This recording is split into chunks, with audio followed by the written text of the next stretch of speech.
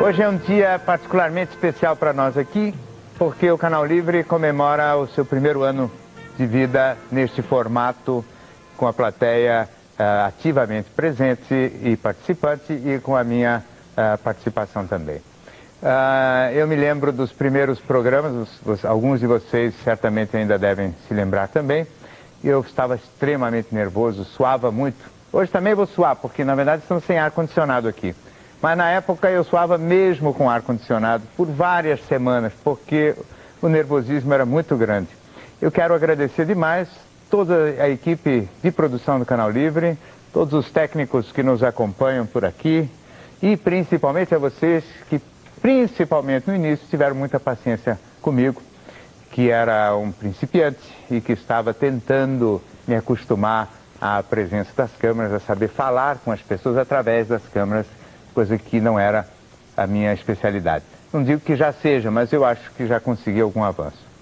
Vou melhorar mais se o tempo permitir que eu esteja em condições e tenha a possibilidade de continuar falando com vocês, se possível, todos os dias. Hoje, o nosso programa é sobre um tema extremamente importante, que é a questão do desejo e da proibição.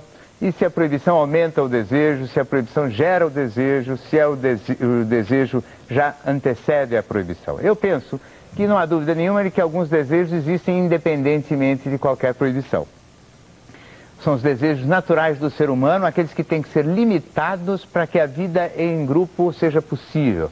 A vida social exige o bloqueio e a repressão de certas tendências naturais do homem, algumas delas tão elementares que aparecem nas primeiras leis, nas primeiras regras, como nos 10 mandamentos. Não matar, não roubar, não cobiçar a mulher do próximo, enfim, proibições que envolvem respeito ao direito das outras criaturas dentro da vida em comum e proibições que evidentemente envolvem desejos naturais das pessoas.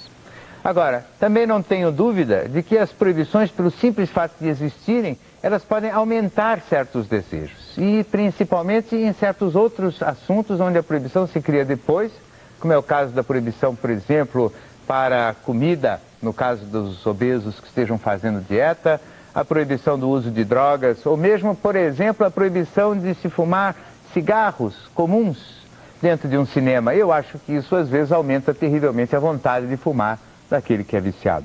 Então a proibição também aumenta o desejo, ela não existe só porque existe o desejo. Se formam círculos viciosos complicados e são exatamente esses processos e as repercussões deles sobre as pessoas e sobre a vida social que nós vamos discutir hoje no Canal Livre com os nossos convidados e com a plateia. Conosco o professor de História da Unesp e arqueólogo Pedro Paulo Funari. Pedro Paulo, você, pessoalmente, é fascinado pelo proibido ou não? Eu sou fascinado pelo proibido de diversas maneiras, Flávio. Eu acho que a proibição, como você já falou um pouco na sua introdução, ela tem muito a ver com o fato de que nós temos limites que são impostos pelos outros, né? Quer dizer, os nossos desejos, eles se confrontam com os desejos dos outros.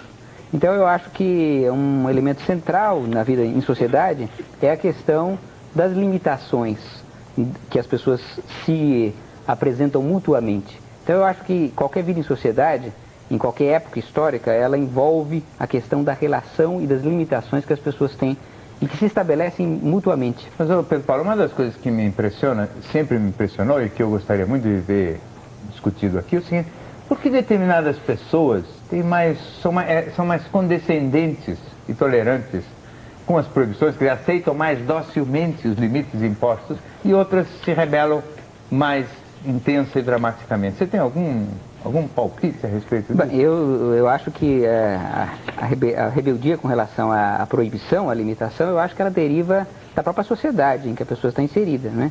Quer dizer, o desejo da pessoa de se expandir, de ultrapassar esses limites, depende muito, na minha opinião, da sociedade estabelecer a punição, digamos assim, social a ultrapassar esse limite. Quer dizer, porque muitas vezes isso é ambíguo, as pessoas podem ultrapassar os limites e serem premiadas. Como, por exemplo, no caso de uma pichação. Quer dizer, é uma coisa que é ao mesmo tempo proibida, ao mesmo tempo reprimida e ao mesmo tempo premiada pelo grupo de adolescentes que faz a pichação. Quer dizer, então, estabelece uma coisa ambígua, altamente positiva e negativa ao mesmo tempo. Eu acho que isso explica muito de porque em certos casos as pessoas ultrapassam os limites e em outros não. Porque há compensações, muitas vezes, que valem a pena. Conosco o cartunista bem conhecido e agora também ator, né, fazendo o show Cazuza ao vivo, o Spaca. Spaca, a sua posição, você também, um cartunista, um humorista, por exemplo, é um transgressor de normas ou não? Tem esse fascínio pelo proibido, praticamente nas duas profissões que eu tenho hoje, né? Como chargista, como caricaturista, eu procuro fazer aquilo que seria a antítese de um retrato, né? Quando você vai tirar um retrato, você quer mostrar o teu ângulo mais bonito. O caricaturista procura ou o mais feio ou o mais verdadeiro, né? E na outra profissão, que seria na outra que está nascendo agora, que é de ator, eu estou encarnando o personagem Cazuza, né? Cantando as músicas dele. E ele também foi um cara que flertou com o proibido, com o lado escuro da vida, né? O proibido é o lado escuro da vida? Você acha que nós podemos dizer que o proibido é o lado escuro da vida? Sim, sim. É como se fosse aquele quartinho escuro em que estão guardadas todas as tendências das quais nós temos que nos proteger naturalmente, como matar, essas coisas, mas também aquilo que estamos acostumados a respeitar, a temer. A gente nem olha direito, né? É um quartinho escuro.